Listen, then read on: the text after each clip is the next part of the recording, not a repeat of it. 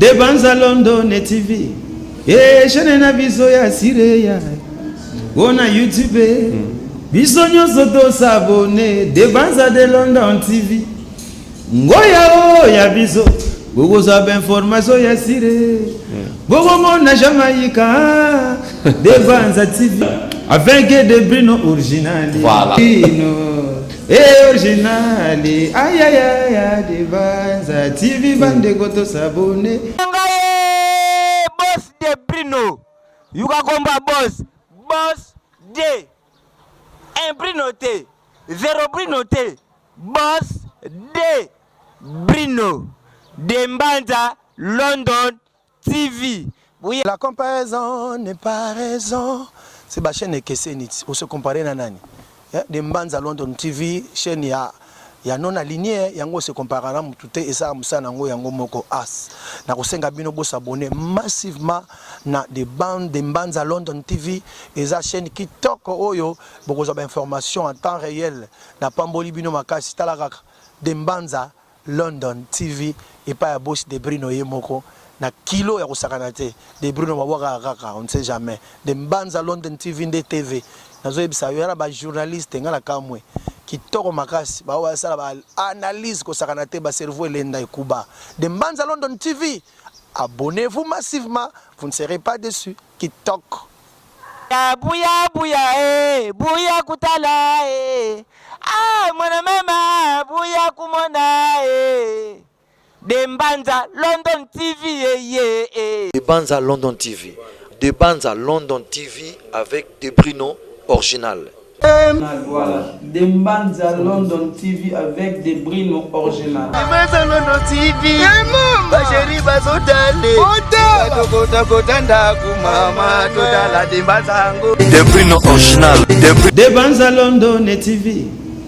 Chaîne na biso ya Sireya. On a YouTube.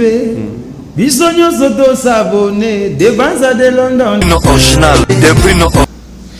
Mesdames et messieurs, très chers téléspectateurs, 13 heures passées pratiquement de 28 minutes, l'heure à laquelle nous démarrons cette émission avec un léger retard. On croit qu'on va en tout cas la rattraper. Mesdames et messieurs, bienvenue à votre émission Ziki Sabango Tranche Musique sur Canal Kin Télévision. Moi, c'est le maréchal Laurent Fabrice Balsomi. Je suis très heureux, vous êtes très nombreux de nous appeler, de nous suivre partout à travers le monde. Merci au Dieu Tout-Puissant pour la vie qui ne cesse de nous renouveler pour être à même de vous présenter cette émission. Merci également à la hiérarchie de Canal Kin Télévision pour la confiance placée à notre personne pour vous présenter cette émission. Et je chute par cette grosse équipe technique coordonnée par Serge Makos à la réalisation, Msimbi Amaving à la coordination technique, Joël Pembele, Soulemboyo, Kouparbo, la Rodu Louadjo. Mesdames et messieurs, nous allons passer de très très bons moments avec vous ensemble. Je vous annonce d'emblée déjà que l'invité de cette émission, il s'appelle le frère José Nzita. Mort ou vivant, je ne sais pas trop parce qu'il n'est pas encore ici avec nous, mais tout ce que je sais, que je vais recevoir le frère José Nzita, en tout cas à grande partie, dans cette émission Ziki Sabango Tranche Musicale. Le frère José Nzita qui vient de mettre sur les réseaux sociaux des différentes chaînes de télévision la chanson Congo Nouveau, qui fait polémique, qui est très bien acceptée par la population congolaise. On aura de plus amples détails dans votre émission Ziki Sabango Tranche Musica avec le frère José Nzita. Aujourd'hui, le monde entier célèbre la journée de la musique. Il y a des activités qui sont prévues par-ci par-là à travers le monde, à tenir compte également du coronavirus. Mais quant à nous ici à Kinshasa au Congo, rien n'est prévu parce que nous sommes, on peut dire, en état d'urgence. Il n'y a pas moyen de rassembler plus de 20 personnes pour fêter la musique. Mais nous allons fêter la musique dans ces plateaux avec les artistes et musiciens qui vont devoir défiler ici, notamment les frères José Nzita. Koffi Olomide confirme son concert du mois de février 2021 à Arena Accor Hotel. Des précisions dans cette émission. L'artiste et musicien Pichu Santiago, qu'on appelle les solistes stars, ancien guitariste et ancien soliste du roi Pelé, Marie-Paul Lachicha Belesi, est prêt à lancer son album Atavisme. Donc, c'est le tout prochain album de l'artiste et musicien, les solistes stars Pichu Santiago qui continue à séjourner depuis la ville de Paris en France. Le roi de la forêt Ngama Makanda Werason égale à lui-même chaque samedi sur YouTube, Instagram, Facebook, Werason officiel pour vivre toutes les merveilles de Werason et Wenge Musica Maison Mère pendant ces temps difficiles. Dove Dominguez Tata Mobich enregistre son album Politico après l'état d'urgence, en tout cas cet album Politico avec Adolphe Dominguez et son Wenge Tonia, ça sera sur le marché du disque. On va peut-être chuter par l'artiste et musicien Hugues Binafile qui lui également dans cette émission, mesdames et messieurs, vous allez avoir en tout cas 50 secondes de ce qui est le générique tiré de l'artiste et musicien Binafile. Donc générique Robima le 28 juin, ça sera disponible le dimanche prochain. Mais dans cette émission Ziki Sabango Tranche Musica, pour vous annonce, il y a générique tiré avec l'artiste et musicien Binafile. Voilà, mesdames et messieurs, les quelques infos qu'on a pu recueillir pour vous pendant la semaine.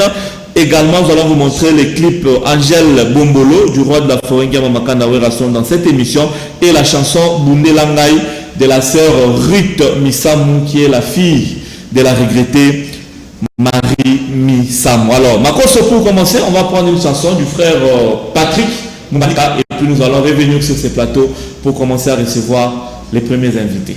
Ziki Saban. Voilà, Congo Nouveau avec le frère José Nzita qui est bel et bien en vie, en chair et en os. Nazanae Awa Masole Bandi pour Boza Ebele Bozo Bengabiso. Mais permettez-moi de saluer des Brino original avec des Manza London TV, des Brino original. Bon dimanche à toi, Dadi Fagwa, Napoto et Benezer Fagwa. Bon dimanche à toi, Eric Mukweso Masolo avec la maison Ephraim, Miu Ephraim, Bambote et Sikabola Ndabiso, Kieskabwanga na Bosanité, Tchekoli Mbambu ainsi que président Bruno Lubika na États-Unis. Papa José, bonjour. Bonjour Laurent Fabrice, bonjour à tous les téléspectateurs des canaux Kin Télévision.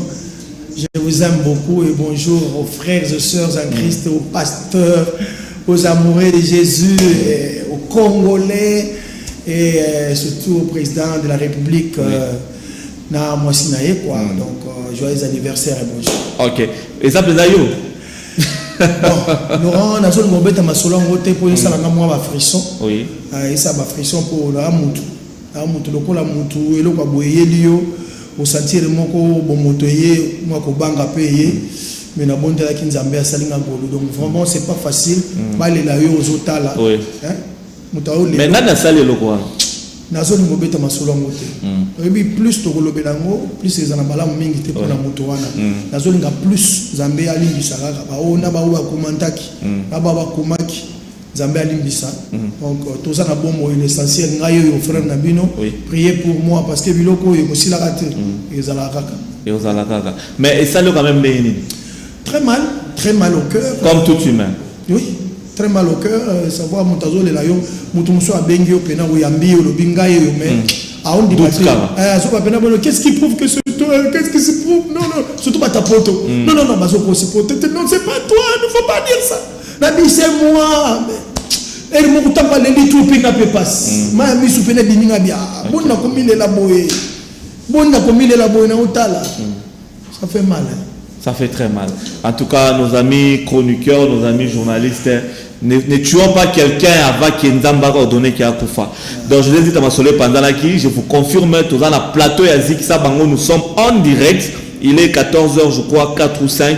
Tout ça en direct, papa José Nzitayo, en vie. Il y a un autre sur la pète, mingi. Par rapport à cette chanson, Congo Nouveau, Omako sorti au tcha. Papa José Nzitayo, Memi Biso Wapi. Bon, je pense que bateau et balanga émission avant. Oui. Bah vous allez surprise pendant la kakio. La kakio, bah il n'a pas oui, effectivement, pe na kakio. Asa kuna osala mobange na nzembo oyo nkolo apesinga déjà tina yaki awa na zalaki déjà na ngo. Et ça les 2 mois passés quand on a ba confinement oyo. Laurent Nazaraki na regret trop ya mboka na biso. surtout pour tout ce qui se passe dans Mboka Nabiso, ba mort, ba arrestation, ba nini. Na vandaki, j'ai commencé à beaucoup réfléchir sur notre pays. Nabi Menzambe, bon, tout qui n'est pas été aux hommes, pas yom tout qui la biso. Mboka Nabiso, tout ça fait un droit pour vivre le combat nyonso, Nzambe vraiment tayo moko. Hein, quand la pena biloko nyonso pesa sur Mboka oyo ti suko to profitera pena mbote to lia ka mopete. Age na biso to za boy to ko za même sur ba immeuble ata 3 dans moto. Bamboka mususu boye album moko kaka comme milliardaire ezani ni yango Nzambe vraiment donc ba question ya ka moi trop oye pe ba poser ba question taza mutu moko batika ka balbara azwa lokumu na fuka mina bando bondela na butu en tout cas na la na passe na mutema souci moko la passion ya mboka quoi la soir c'était vers 3h du matin on dirait que vous avez la lisolo na litoya la muka na bando betelo lisolo. Oh, Laurent. Nazo ebisa bato Nzambe ti lelo alobela bato. OK. Ah, Laurent doit balbala bato. Bon, apprendre à laisser hein, poser la bato musu baloba ba wana. Je le parle quand même parce que ngam de. Exactement, tu l'as vécu. Ouais. Na bando yo kakati na ngai omoni mboka ndenge ezalaki tala mbonga ezalaki. Moni tango président Mobutu azalaki azalaki boy. Côté wana makambo bomaka tala tango tokendaka boy Israël boy na boy ndena illustré. Mais côté la boy on dirait envoûtement à Saint-Esprit. Le président Fachi est venu avant qu'on vende les bonga penza avant d'arriver maintenant on mboka to pesa na puis à Sengi Bolimbisi nazala na stade jour wana.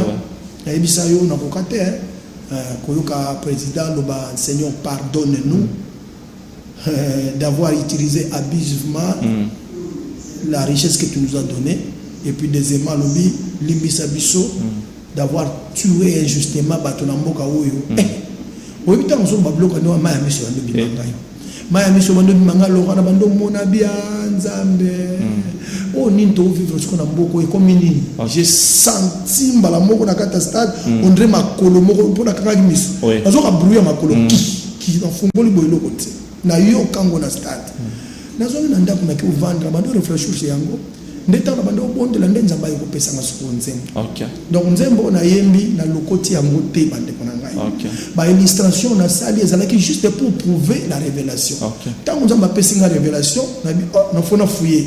Je n'ai pas de preuves na koloba nini.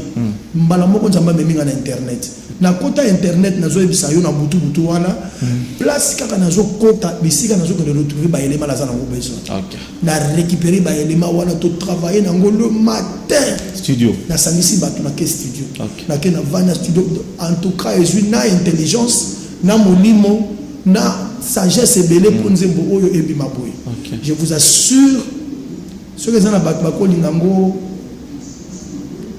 na mboko oyo na bato bakomelinga na Facebook ko bien ba commentaire musumu ta komelo na YouTube otali yango elelisinga moko mutu atali akomi kaka a commenter nzembo na yoki pasi na moko donc yango isenga maona na nina misama ya miss donc pour comprendre que bato belé baza ko ndena kata likambo baza ko zela neti alors nzembo so landi marche na ngo c'est l'histoire du pays. Vraiment. Pratiquement c'est l'histoire avec Israël ndenge Mobutu a kabola kibiso ndenge fatia ko zone exception na Israël. Oh Israël to pambola Israël on la béni o remodo on expliquer bisongo sincèrement na zebisa yo yango na zebisa ba leader d'opinion bazali ba leader politique ko engagea ka pays na maloba oyo zo mettre.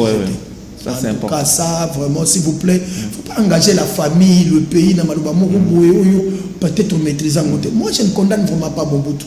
Pas toi quand on a incriminé, non c'est l'histoire. Sauf que ça histoire, to linga te bato. Peut-être que la ba image maloba yo lobby. Na éviter pourquoi bato bazo ba boyo. Na ka moi. Donc j'ai relaté l'histoire. Et puis na niveau spirituel lobby Laurent. Sauf qui bakanga yo spirituellement. Que la spiritualité na yo bakanga yo Laurent ko bongaka te physique aux arabes d'où yango moni ba combat spirituel bima na vanda bia Nzambe biloko yo zo mona na kati na mboka na biso yo c'est d'abord spirituel. Tout ce que nous sommes en train de vivre ba combat ba nini c'est d'abord dans le monde spirituel. Ba bongisa ngo déjà. Donc ce que tu as capacité ya ko kota na monde spirituel poto bomango monde physique et qu'on peut s'amener facilement.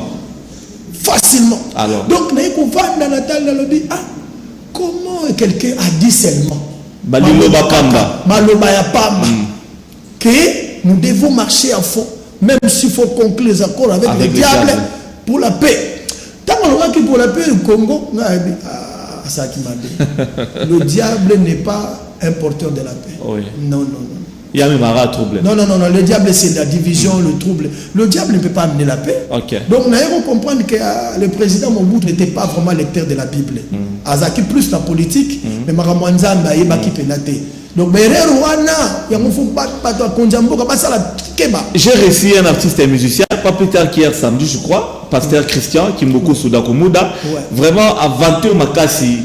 Kaka ndenge pe nzamba la kisio nzamba pas la kisakaye bamba ino nzamba kuna stade des martyrs et moi comme une mouvance si c'est une mouvance quand Dieu a lobeli deux personnes déjà c'est un témoignage. OK tala niveau mboko na biso eza ba congolais to revêter s'il vous plaît je ne sais pas ce qui va se passer mais déjà kaka ndenge ba dédié ki mboko na stade na mboko nzambe le Dieu a pris acte simple geste et va faire aux alabés comme un simple geste Mobutu alobaki kasi yako bomakiti. Même simple geste kakoywana, Dieu a pris acte. Obidi attendait ça beaucoup. Congo Zambokanzam, son continent Sophonie 3, verset 10. Oui. Au que nous avons un pays au-delà du fleuve de l'Éthiopie traversé par des fleuves, tout ça. Quand nous sommes en Afrique, un pays en Gabon, exactement. Donc ces pays, même la Bible reconnaît.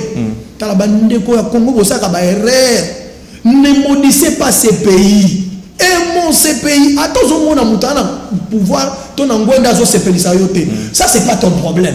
Problème na yo le bala nzambe pambola mboka oyo. Dieu sait ce qu'il peut faire. Mais il y a aussi des critiques dans Nzambe papa Jenzita, criminé Mobutu Makasi Zahir. Tu n'as même pas parlé d'alternance selon rien du président Wadasi. Bah c'est trop fatigué. Na évité. Ozo yoka même papa José ba message ozo komela yo. Ba komelinga oui, ba komelinga mi ba benga flatteur. Bande ko benga mutu flatteur, peut-être lo ba. Abiki Jalelo. Na évité ya Jalelo wapi ya. Bata Jalelo ba ki parate. Jalelo so bimika boato la tino mabe. Ah oleki na yoyo. Oleki Johnny Wake. Azo posa poni nani ala. Alelo. Non, quand même botala. Nzembo eza fruit quand même il y a travail belé. Les fruits à penser, il y a révélation, il y a ma alternance a une place dans la deuxième. Alternance, il y a une place dans le côté. On a épargné dans l'alternance. Pour moi, tout le temps, c'est maki. Alors, après moi, c'est le déluge. Alors, pourquoi? Parce qu'il y a des gens qui ont la fondation a tika qui bien été. Moutoulon, ça regarde la fondation, on a tongi la fondation, a ochité.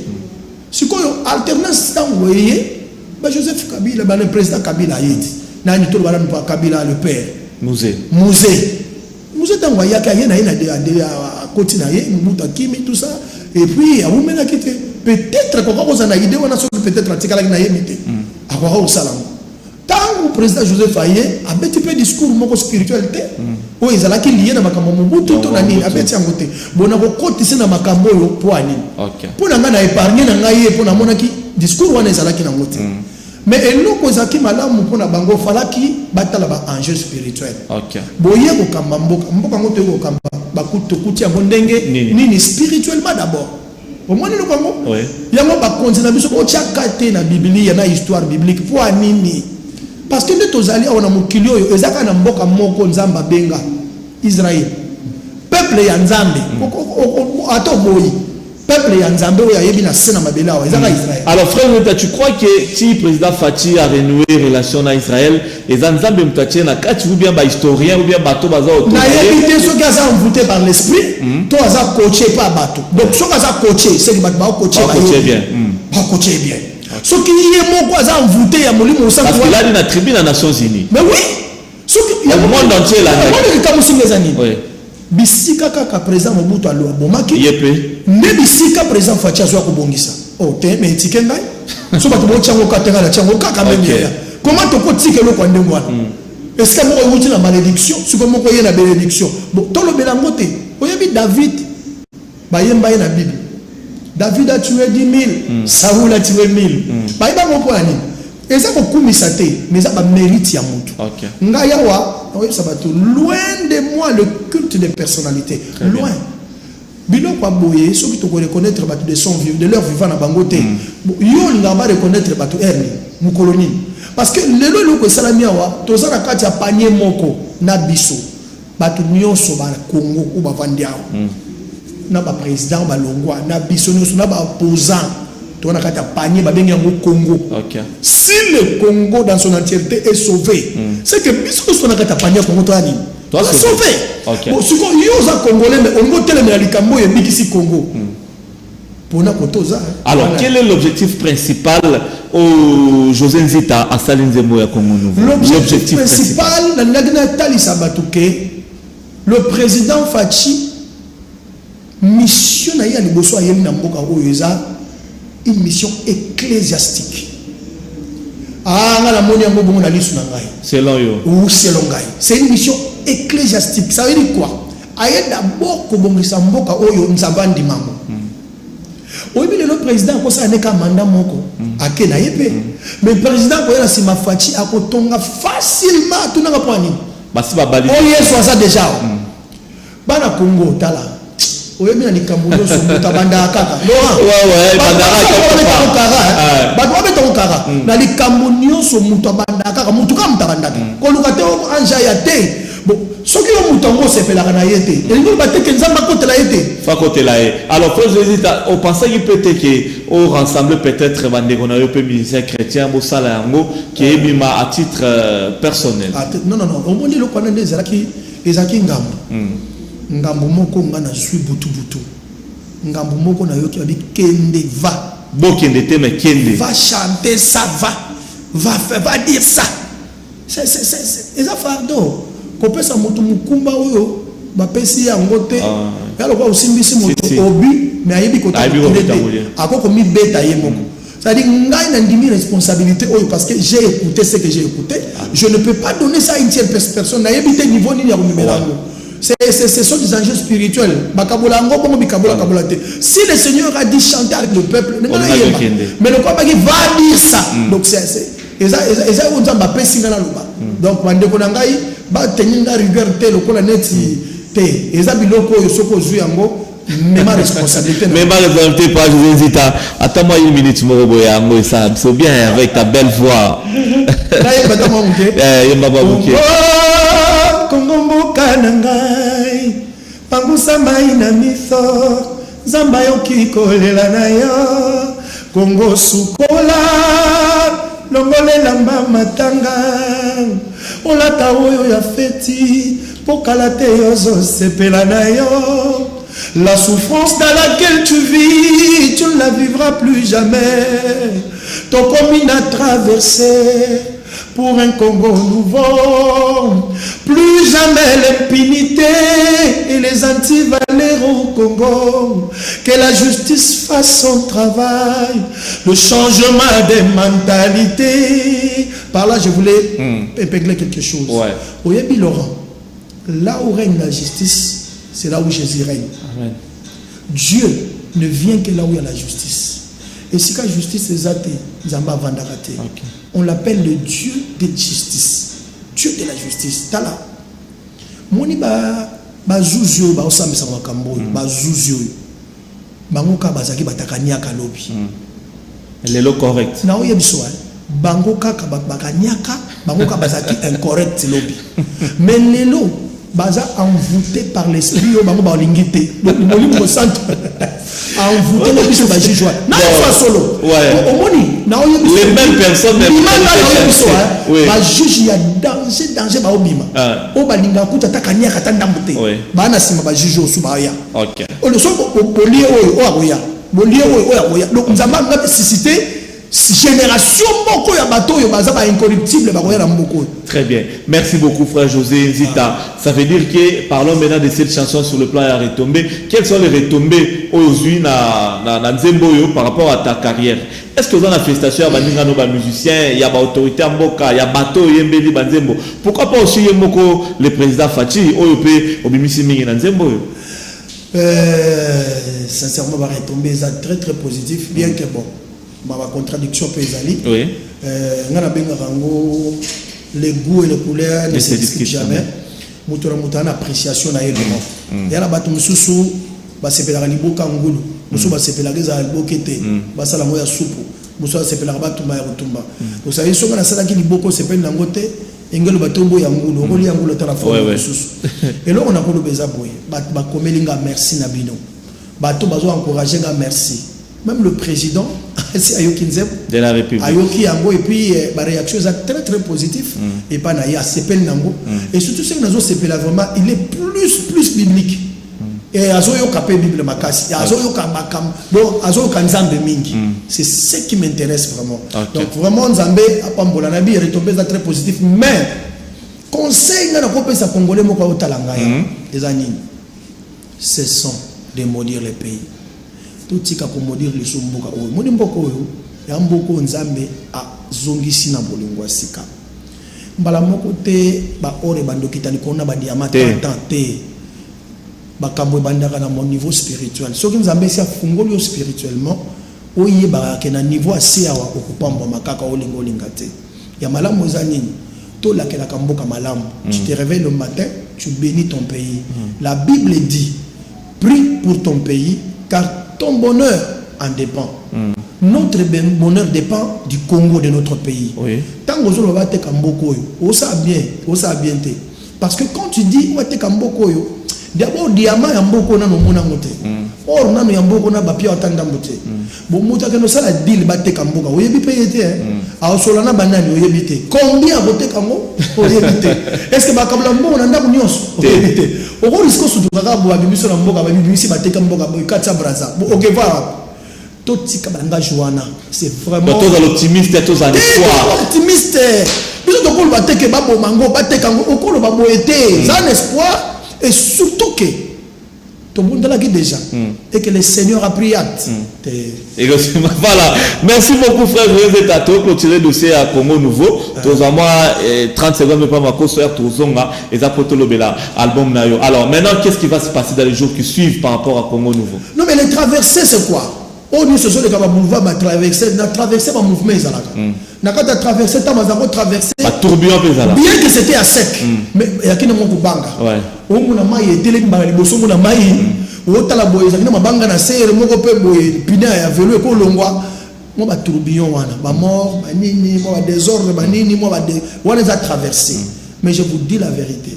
Si vraiment nzambo la tsanga nzambo nzambe ya bomoyi après traverser tu au côté de la terre promise. Okay. Est-ce que tu au côté tu as même culture égyptienne, tu as même moïbi Égypte, tu as même manque d'amour Égypte, tu as ensemble. Kuna unité pour régner Congo, vous avez moko indivisible. Voilà, alors vous avez appliqué na YouTube ou bien na YouTube kaka na on peut mettre dans la baleli na somba mingi baso benga balobi tiangwata na nini tekata yango ndeko na ngai.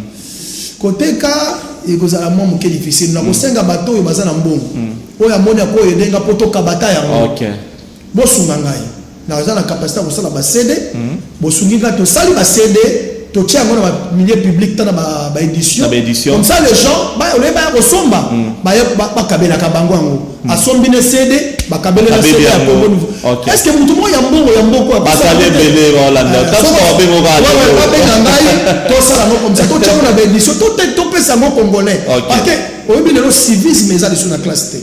Moi mon petit frère mon fils akoboto na mabi papa c'est comme ça que ça s'est passé.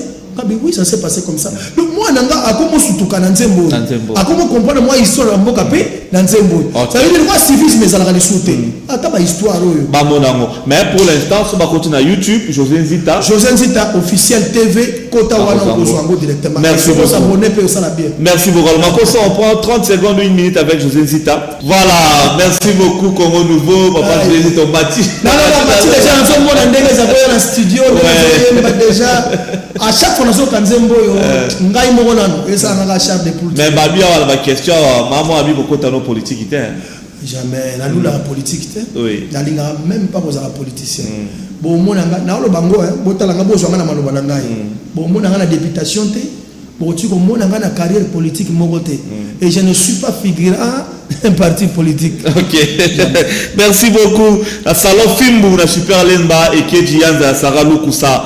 ma petit Langatou, Mitterrand politique va Félix après artiste Ousmane Dembélé, Orlin Zeza, Kunzardo, na salon Fimbu, Bambote na bino ne boza Rolanda Bisso. Ouais. Tchekoli Mamoutoatir, Bambote Bélé, Kies Kabwanga, Pichu Kabwanga, président Bruno Lubika, Bambote Bélé, et puis Eric Mukweso Masolo, la maison New Ephraim Fils. En face, il y a peine victoire. Bon, mon abilo va bien, Bambé, Touba, Coussin, Badra et consorts. Je n'oublie pas Dembanza London TV avec des Bruno original. Dadi Fagua, Asta Balsomi, petite sœur propre. Président Bruno Lubika, Murphy Balsomi, États-Unis, petit frère propre. Alors, papa, vous êtes remis pour ce Nassou, mais tu as un album Ezali. Album avec de belles chansons. La comparaison n'est pas raison. Si les gens sont dans les cas où si est tinde comme qu'il souko tinde. Bon. Souka na zo bisayo bazo benga angaye confinement Nzambe. Ah kolo.